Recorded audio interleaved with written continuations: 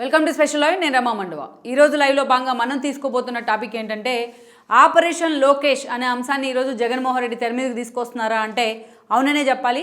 మంగళగిరి కేంద్రంగా గత ఎన్నికల్లో లోకేష్ ఓటమికి జగన్మోహన్ రెడ్డి ఎలాంటి స్కెచ్ని తెర మీదకి తీసుకొచ్చారో మనకు తెలిసింది. అయితే ఈసారి అంతకంటే రెట్టింపుగా లోకేష్ని టార్గెట్ చేసేందుకు ఏదైతే జగన్మోహన్ రెడ్డి సిద్ధమవుతూ వస్తున్నారో దానిలో భాగంగానే ఒక వింత రాజకీయ సమీకరణాలను అయితే ఆయన తెర మీద తీసుకొస్తున్నారు, అది కూడా మంగళగిరి కేంద్రంగా. అయితే ఈ రోజును చూసినట్లయితే వైఎస్ఆర్సీపీలో టాప్ టు బాటమ్, అటు కాండ్రు కమలా మొదలుకొని మురుగుడు హనుమంతరావు వరకు, మురుగుడు హనుమంతరావు మొదలుకొని అదేవిధంగా గంజి చిరంజీవి వరకు, చిరంజీవి మొదలుకొని ఈరోజు ఏదైతే ఆళ్ల రామకృష్ణారెడ్డి సిట్టింగ్ ఎమ్మెల్యేగా ఉన్న ఆళ్ల రామకృష్ణారెడ్డి వరకు, రాయపాటి రంగారావు వరకు వీళ్ళంతా కూడా వైఎస్ఆర్సీపీలోనే ఉన్నారు. మనం చూసినట్లయితే మొత్తం వీళ్ళందరూ కూడా ఒకవైపు, లోకేష్ ఒక్కడు ఒకవైపు అన్నట్టుగా ఈరోజు మంగళగిరిలో పరిస్థితుంది. అయితే అదే సమయంలో లోకేష్ కూడా మాటకు ముందు సవాల్ విసిరే ప్రయత్నం చేస్తున్నారు. మంగళగిరిలో గెలుపు నాదే అనే ధీమాతో కూడా ఆయన ఉన్నారు. ఇక ఆయన పాదయాత్ర పూర్తయిన తర్వాత పూర్తిగా ఆయన మంగళగిరి మీదే ఫోకస్ పెట్టే ప్రయత్నం చేస్తున్నారు. గ్రౌండ్ రియాలిటీస్లో మంగళగిరిలోనే ఆల్మోస్ట్ అన్ని మండలాల్లో కూడా పర్యటిస్తూ అక్కడ స్థానికంగా ఉన్న ఇష్యూలను కూడా ఆయన సార్ట్అవుట్ చేసే ప్రయత్నం అయితే చేస్తున్నారు. గతానికంటే భిన్నంగా కూడా ఈసారి ఎన్నికలకు వెళ్లే ప్రయత్నం అయితే జరుగుతోంది లోకేష్ వైపు నుంచి. బట్ అదే స్థాయిలో జగన్మోహన్ రెడ్డి లోకేష్ మీద ఆ స్థాయిలో ఫోకస్ పెట్టారు. ఇంకొక మాటలో చెప్పాలంటే గత ఎన్నికల కంటే ఈసారి రెట్టింపు ఫోకస్ పెట్టే ప్రయత్నం అయితే జరుగుతూ వస్తోంది జగన్మోహన్ రెడ్డి వైపు నుంచి. అందుకు కారణాలు కూడా ఉన్నాయి. ఎందుకంటే గత ఎన్నికల సమయంలో ఆ రోజున లోకేష్ చాలామంది చెప్పినా కూడా లోకేష్ ఆ రోజు మంగళగిరి నుంచి పోటీ చేయడం వైపే మొగ్గు చూపారు. ఆయన గతంలో మనం చూస్తే ఆయన పార్టీ ప్రధాన కార్యదర్శి పదవి నుంచి పార్టీ సంక్షేమ నిధి బాధ్యతలు కూడా తలకెత్తుకున్నారు, అందులో సక్సెస్ కూడా అయి ఉన్నారు. ఇక ఆ తర్వాత చూసినట్లయితే ఆయన పార్టీ వైపు నుంచి ఎమ్మెల్సీ పదవి ఇచ్చి ఆయన్ని చంద్రబాబు నాయుడు తన క్యాబినెట్లో మంత్రిగా కూడా చేస్తున్నారు. అయితే ఎప్పుడు కూడా అంత పార్టీలో రాజకీయాల్లో మాత్రం లోకేష్ పెద్దగా ఇన్వాల్వ్ కాలేదని చెప్పుకోవాలి. అదే సమయంలో తాను మంత్రి అయినప్పటికీ కూడా ఇది ప్రత్యక్ష ఎన్నికలు కాకుండా పరోక్ష ఎన్నికలు ఎమ్మెల్సీ రూపంలో, బట్ అదే స్థాయిలో తన శాఖ మీద కూడా ఫోకస్ పెట్టారు. ఈ క్రమంలోనే ఒక ఐటీ మినిస్టర్గా లోకేష్ ఖాతాలో ఎన్నో అవార్డులు రివార్డులు కూడా అందుకున్నారు. ఇక ఆ స్థాయిలో లోకేష్ని అయితే ఫోకస్ చేస్తూ వచ్చింది టీడీపీ అధిష్టానం కూడా. బట్ లోకేష్ కూడా పార్టీ ఇమేజ్కి, తన తండ్రి ఇమేజ్కి అతీతంగా తనకంటూ ఒక సోలో ఇమేజ్ అయితే ఆయన క్రియేట్ చేసుకున్నారు మంత్రిగా ఉన్న సమయంలో. ఇక అలాంటి లోకేష్ ఎక్కడి నుంచి పోటీ చేస్తారన్న అంశం మాత్రం చాలాసార్లు తెర మీదకి వచ్చింది 2019 ఎన్నికల కంటే ముందు. ఎందుకంటే లోకేష్ ప్రత్యక్ష ఎన్నికల్లో ఎన్నిక కాకుండానే ఆయనకు మంత్రి పదవి దక్కింది అంటూ కూడా ఆ రోజుల్లోని వైఎస్ఆర్సీపీ నేతలు ఒక విమర్శకైతే తెరదీశారు. అందుకే డైరెక్ట్గా అటాక్ చేయాలనుకున్నారు ఆయన, అది అటు ప్రతిపక్షంలో ఉన్న జగన్మోహన్ రెడ్డిని. దానిలో భాగంగానే తన ఏదైతే పోటీ చేయడానికి మంగళగిరిని వేదికగా ఎంచుకున్నారు ఆయన. దానిలో భాగంగానే చాలామంది నేతలు లోకేష్ ప్రత్యక్ష ఎన్నికల్లో పోటీ చేస్తారనడంతోనే చాలామంది నేతలు తమ సీట్లను త్యాగం చేస్తానంటూ కూడా ముందుకు రావడం జరిగింది. అనంతపురం మొదలుకొని విజయవాడ వరకు లైక్ బోడే ప్రసాద్ లాంటి వాళ్ళు కూడా చాలాసార్లు కీలక ప్రకటనలు చేశారు. లోకేష్ పోటీ చేస్తామంటే మా సీటు వదులుకోవడానికి, మా సీటు త్యాగం చేయడానికి మేము సిద్ధంగా ఉన్నామంటూ అనేక తన ఫ్యామిలీకి కానీ తన సామాజిక వర్గానికి కానీ కంచుకోటుగా ఉండే చాలా స్థానాల నుంచి కూడా ఆఫర్ వచ్చింది లోకేష్కు. బట్ ఆయన వీటన్నిటిని కూడా పక్కన పెట్టారు. లైక్ ఏదైతే రెడ్డి సామాజిక వర్గం ప్రీడామినెంట్గా ఉన్న పులివెందుల నుంచి జగన్మోహన్ రెడ్డి పోటీ చేస్తున్నట్టు తాను మంగళగిరిలో తాను వేరే చోటు నుంచి లైక్ ఏదైతే ఇందాక చెప్పుకున్నట్టు విజయవాడ తూర్పు కానీ అదేవిధంగా పెనమలూరు కానీ నూజివీడు ఇలాంటి చోటు నుంచి పోటీ చేయొద్దని లోకేష్ అంచనా వేసుకున్నారు. కృష్ణా జిల్లా నుంచి చాలా స్థానాల్లో ఆయన పోటీ చేస్తాడని ప్రచారం జరిగినప్పటికీ దానికి చెక్ పెట్టే ప్రయత్నం అయితే చేశారు లోకేష్. ఉత్తరాంధ్ర లాంటి చోటు నుంచి అక్కడి నుంచి ఒక స్థానాన్ని ఎన్నుకోమని చంద్రబాబు నాయుడు లాంటి వాళ్ళు సూచించినా లోకేష్ మాత్రం ఆ రోజు మంగళగిరిని తన వేదికగా ఎంచుకున్నారు. ఎందుకంటే కాకుంటే మంగళగిరి నిజంగా సవాలే అని చెప్పుకోవాలి టీడీపీకి. దాదాపు ఆ కాన్స్టిట్యున్సీ ఏర్పడిన దగ్గర నుంచి చూసినట్లయితే టీడీపీ ఇండిపెండెంట్గా గెలిచిన సందర్భం అయితే లేదు. అటు లెఫ్ట్ పార్టీల పద్ధతితోనే ఒకసారి మాత్రమే టీడీపీ ఆ స్థానాన్ని కైవసం చేసుకుంది. మెజారిటీ కాంగ్రెస్, ఆ తర్వాత లెఫ్ట్ పార్టీలు కూడా అక్కడ నుంచి ఎమ్మెల్యేలుగా ఉంటూ వచ్చారు అక్కడ ఆ పార్టీలకు చెందిన ప్రతినిధులు. పర్టికులర్లీ 2014 19 ఎన్నికల్లో వైఎస్ఆర్సీపీని అక్కడ విజయం సాధించింది. సో ఏ యాంగిల్లో చూసుకున్నా టీడీపీకి అంత అనువైన సీట్ అయితే కాదు మంగళగిరి కాన్స్టిట్యున్సీ చూసుకున్నా అక్కడ పద్మశాలి సామాజిక వర్గం ఎక్కువగా ఉంటుంది. ఎప్పుడు కూడా ఒక బీసీ ఓట్ బ్యాంక్ సాలిడ్గా ఉంటుంది. గెలుపు ఓటములు నిర్ణయించే పాత్రలో కూడా వాళ్ళే ప్రీడామినెంట్గా ఉంటూ ఉంటారు. ఎమ్మెల్యే భవిష్యత్తును కూడా తమకు ఎన్నుకుపోయే ఎమ్మెల్యే భవిష్యత్తు నిర్ణయించడంలో కూడా వాళ్ళది కీలక పాత్రే అనుకోవాలి. సో అలాంటి మంగళగిరిని ఎంతమంది వారిస్తున్నా వినకుండా లోకేష్ ఆ రోజున మంగళగిరి వైపే మొగ్గు చూపున్నారు. ఎందుకంటే దాదాపు 1980s నుంచి కూడా పసుపు జెండా అక్కడ ఎగరలేదు. అక్కడ నేను పోటీ చేసి టీడీపీ జెండా ఎగరైపోతున్నాను అంటూ కూడా లోకేష్ ఆ రోజు బరిలో దిగడం జరిగింది. అయితే బరిలోకి దిగటం వరకు ఓకే, బట్ అదే సమయంలో జగన్మోహన్ రెడ్డి మంగళగిరి మీద అంతే సీరియస్గా టార్గెట్ పెట్టారు. అక్కడ మనం చూసినట్లయితే 2014 ఎన్నికల కంటే ముందు ఆర్కే లాంటి వాళ్ళు అప్పటికే కాంగ్రెస్తోని వైఎస్తోని అసోసియేట్ అయి ఉన్నారు. ఆళ్ళ లాంటి వాళ్ళు, అయోధ్య రామరెడ్డి లాంటి వాళ్ళతో సహా. అయోధ్య రామరెడ్డి కూడా జగన్ కేసులు లాంటి వాటిలో ఆయన కూడా ఇన్వాల్వ్మెంట్ ఉంది. ఆయన కూడా ఎంక్వైరీస్ కూడా ఎదుర్కొని ఉన్నారు. ఇక ఆయన తమ్ముడైన ఆళ్ళ రామకృష్ణారెడ్డి 2014 ఎన్నికల్లో వైఎస్ఆర్సీపీలో చేరున్నారు. ఆ ఎన్నికల్లో ఆయనకి టికెట్ ఇవ్వడం జరిగింది. మంగళగిరి నుంచి ఆయన గెలుచున్నారు కూడా ఆ రోజున. సో అలాంటి ఆర్కే ఆ తర్వాత రోజుల్లో మనం చూసినట్టు అప్పట్లో ఆయన గెలిచింది కూడా గంజి చిరంజీవి మీదే చాలా స్వల్ప తేడాతో. ఇక ఆ తర్వాత మనం చూసినట్లయితే 2019 నాటికి వచ్చేటప్పటికి లోకేష్ ఆ నియోజకవర్గాన్ని ఎన్నుకున్నారు. మనం చెప్పిన ఏదైతే ఒక ఛాలెంజ్గా తీసుకున్నారని, ఒక బీసీ ఓట్ బ్యాంక్ ఉన్న బీసీకి ఒక సాలిడ్ సీట్ అయిన మంగళగిరిలో తాను గెలిచినట్లయితే అదే తన నిజమైన గెలుపవుతుందని కూడా ఆయన అందరితో మాట్లాడుతూ వచ్చారు, లెక్కలు కడుతూ వచ్చారు. దట్టు తాను మంత్రిగా ఉన్న సమయంలో మంగళగిరి కాన్స్టిట్యున్సీ అమరావతి పరిధిలో ఉంటుంది.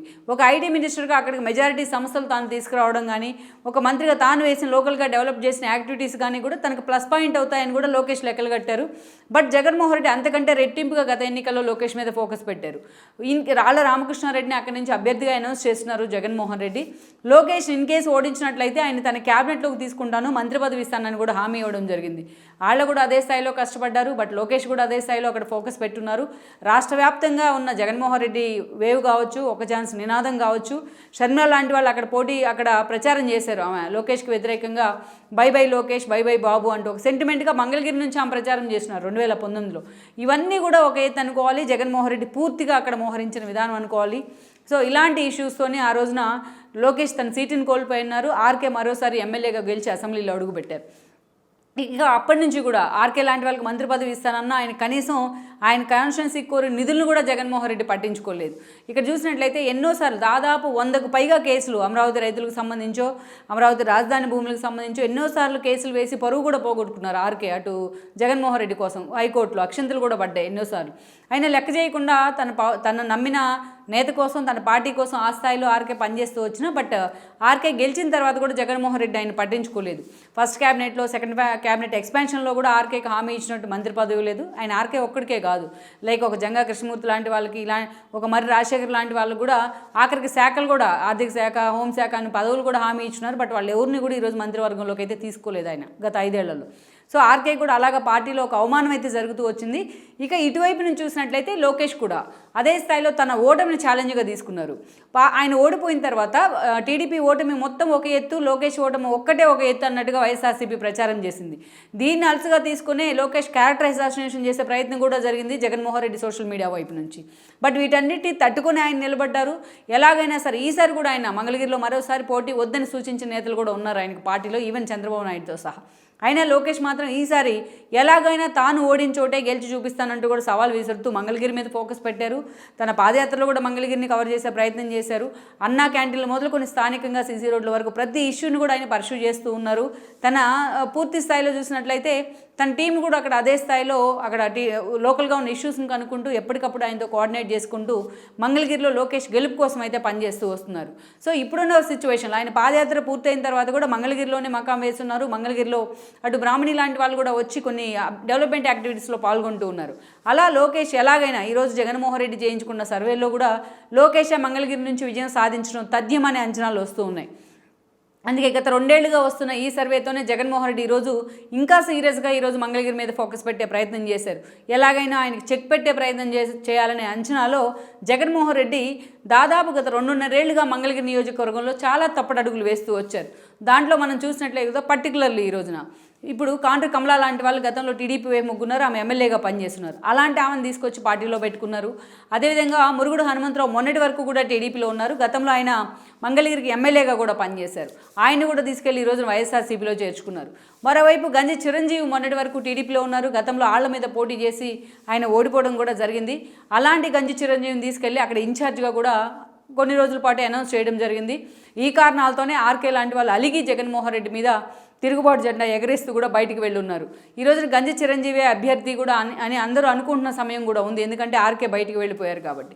మళ్ళీ ఇదే సమయంలో ఆర్కే లాంటి వాళ్ళని బుజ్జగించి షర్మిలతో కూడా వెళ్ళారైనా కాంగ్రెస్ తరపున కొన్ని కాన్స్టిట్యున్సీలు తిరుగుతూ ప్రచారం కూడా చేశారు జగన్మోహన్ రెడ్డి మీద అనేక డెరిగేటరీ కామెంట్స్ చేస్తూ. అలాంటి ఆళ్ళ రామకృష్ణారెడ్డితో మరోసారి విజయసాయి రెడ్డి లాంటి వాళ్ళు సయోధ్య చేసి మరీ తిరిగి పార్టీలోకి తీసుకొచ్చున్నారు.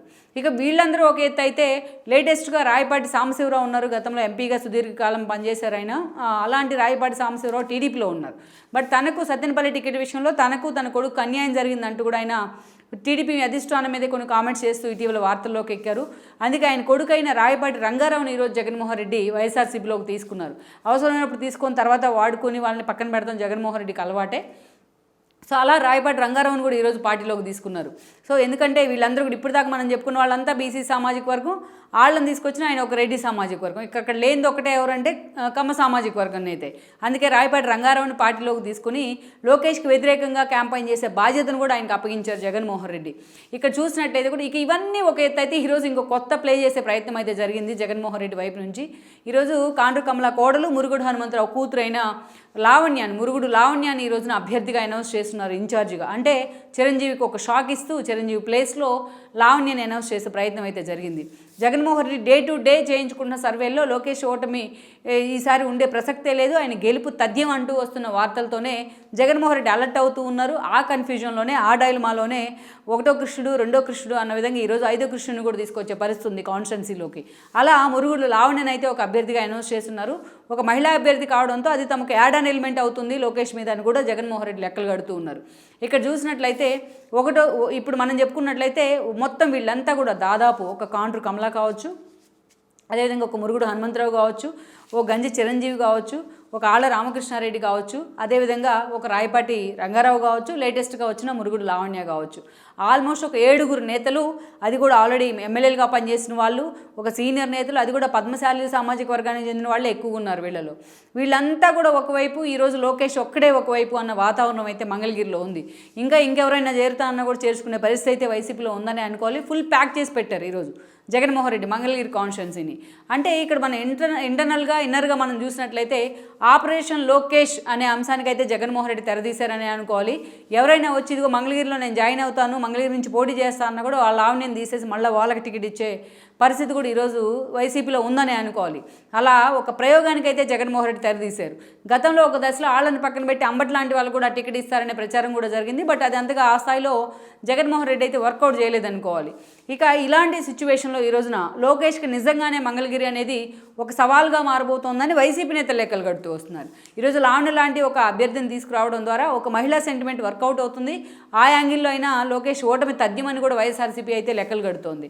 అయితే ఇది ఒక నిజంగానే ఒక పద్మవ్యూహాన్ని అయితే క్రియేట్ చేసి పెట్టినట్టు కనిపిస్తుంది మంగళగిరిలో. అయితే పద్మవ్యూహాన్ని ఛేదించకుండా మధ్యలో ఆపేయడానికి, పూర్తి స్థాయిలో ఛేదించకుండా ఉండడానికి లోకేష్ అభిమన్యుడు కాదు అర్జునుడు అంటూ కూడా ఈరోజు టీడీపీ ప్రచారం చేస్తోంది.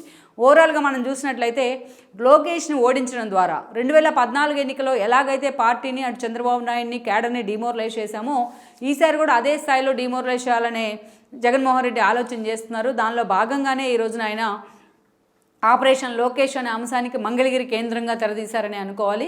ఈ క్రమంలోనే ఈరోజు టాప్ టు బాటమ్ అన్ని పార్టీలో ఉన్న నేతలంతా ప్యాక్డ్గా ఈరోజు వైసీపీలో ఉన్నారు. లోకేష్ ఒక్కడే టీడీపీ నుంచి పోటీ చేస్తూ ఉన్నారు. మరి ఇలాంటి సిచ్యువేషన్ నడుమ లోకేష్ మాత్రం తన గెలుపు మీద అదే ధీమాతో ఉన్నారు. ఈ రోజున మెజారిటీ మీద ఆయన సవాల్ చేస్తూ ఉన్నారు కూడా చాలా వైసీపీ నేతలందరినీ కూడా. సో ఎంతమంది వచ్చినా తాను మాత్రం సోలోగానే వెళ్తానంటూ కూడా లోకేష్ మాట్లాడుతున్న పరిస్థితి కనిపిస్తోంది. సో ఓవరాల్గా ఇప్పుడున్న సిచ్యువేషన్లో లోకేష్ ఓటమి కోసం జగన్మోహన్ రెడ్డి వేసిన స్కెచ్ ఎంతవరకు మంగళగిరిలో వర్కౌట్ అవుతుంది, లోకేష్ ఓటమి ద్వారా టీడీపీని డిమోరలైజ్ చేయొచ్చు అనుకుంటున్న జగన్మోహన్ రెడ్డి అంచనాలు ఎంతవరకు నిజమవుతాయి, బట్ అదే సమయంలో లోకేష్ ఎంతవరకు కూడా ధీటుగా వీళ్ళందరినీ కూడా ఎదుర్కోగలరు అనేది కూడా మనం చూడాలి. ఓవరాల్గా ఇలాంటి రాజకీయ సమీకరణాల మధ్య ఈ రోజున మంగళగిరి అనేది ఒక హాట్ సీట్గా మారిందని మనం చెప్పక తప్పదు.